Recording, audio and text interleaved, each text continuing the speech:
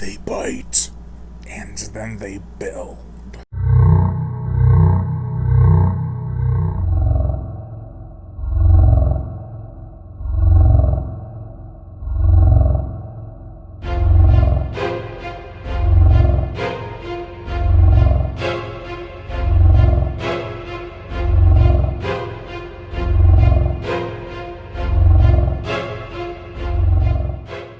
Damn sharks. This movie came out during Sharknado Week in 2016. It went unrecognized, even though it was one of the better ones of that year.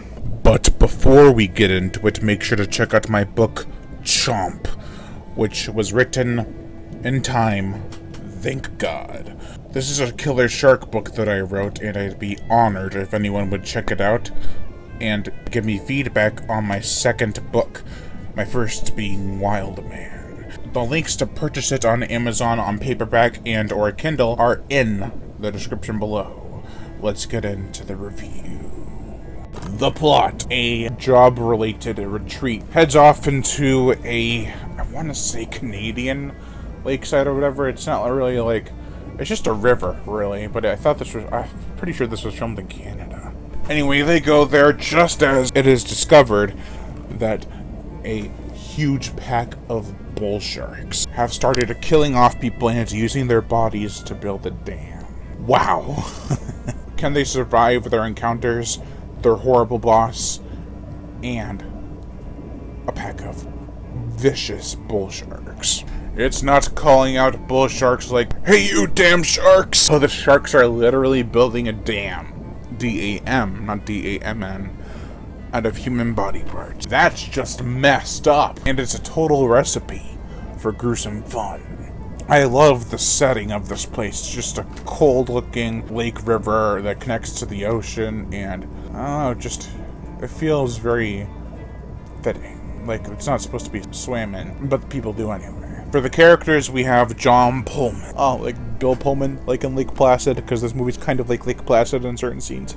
I doubt that's what it was. Matt Mercer, who had the wittiest dialogue amongst the characters. Probably the best actor in the movie, if I'm being serious. He is the tech guy who builds things for his boss, and he hates his job, but he's not being fired, unlike some of the other people that work there, which is why they're out there, because he's cleaning house. Donna, played by Nicole Redinger, is a rather good character. I mean, she means well, wants to get her job done, cares about the employees, and hangs out with John a lot, but I think that she is smarter than she's letting people on to, because she does certain things that are pretty smart, like bite a guy's hand to draw blood to the sharks because they have no other blood, and they're like, "Where are we gonna get blood?"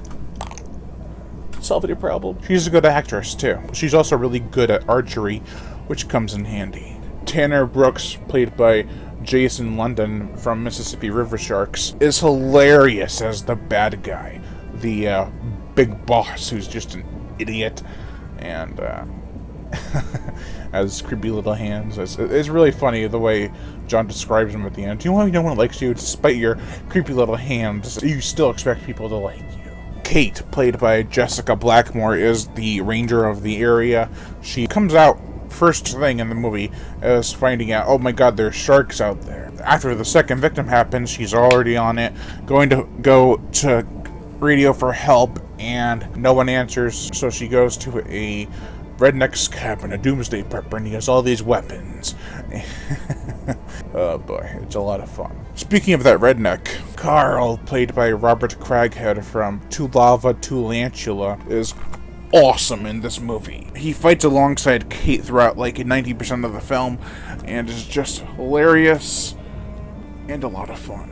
I really enjoyed the characters in this movie. They're very well written and acted, especially for a low-budget shark movie. They put in 110%. There are a large number of characters in this movie, and I feel the writer, Cole Sharpay, who also directed Toxic Shark, gave a lot of them a time to shine. There's side characters like a nerdy bunch and an assistant to Tanner, who is kind of an airhead. We also have Kenny, who's kind of a kick-butt character. He kicks a lot of shark butt, but becomes kind of a coward by the end, but then rectifies himself. The cast is very energetic and charismatic. You can tell they had a lot of fun on set. However, the tone switches from humorous to serious rather unnaturally a few times. Following Kate and Carl as they hunt sharks is rather intense, and then we cut back to people on the retreat, and it gets campy again. There are some cool sets, though. They have this one where a boyfriend has to climb across a safety line to save his girlfriend from the sharks, which is a very intense scene. I was like, when I first saw it, no! Why? The river itself, it has a lot of things in it that you can do for fun or die in, which Damn Sharks utilizes. Like, a lot. Things such as the as before mentioned safety line, rubber tubes, there's even a set where they have, I think it's a paintball course, or they just had paintball guns, because I didn't really notice any course.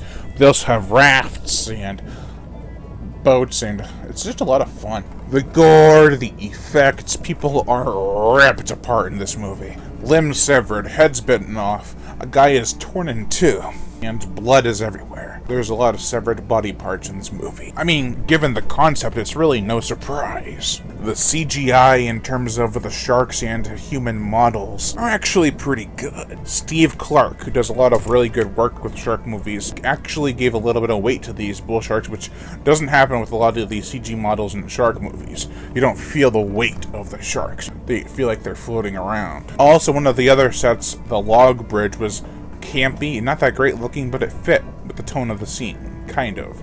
I mean, the characters start dying off the bridge, and you're like, why? But the way it's shot, like, no! It's so bad, but I love it. They used a lot of green screen that actually didn't look too bad in the background. The motion picture soundtrack, it's a bit generic. There are a few violin parts that make you feel uneasy, and it's mostly when the bodies are floating in the water and they have the... This was actually almost above decent. It's very close to being above average. It has a lot of action, carnage, and fun characters. The tone and some of the humor is a bit off, and the effects, while passable, are not the greatest throughout the film.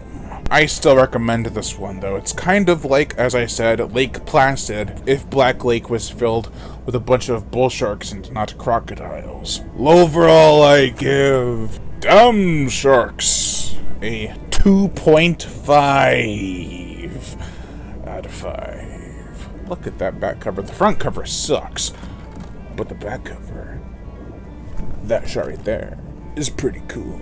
Thank you all for watching, and I am Brian Gatto, the horror show host.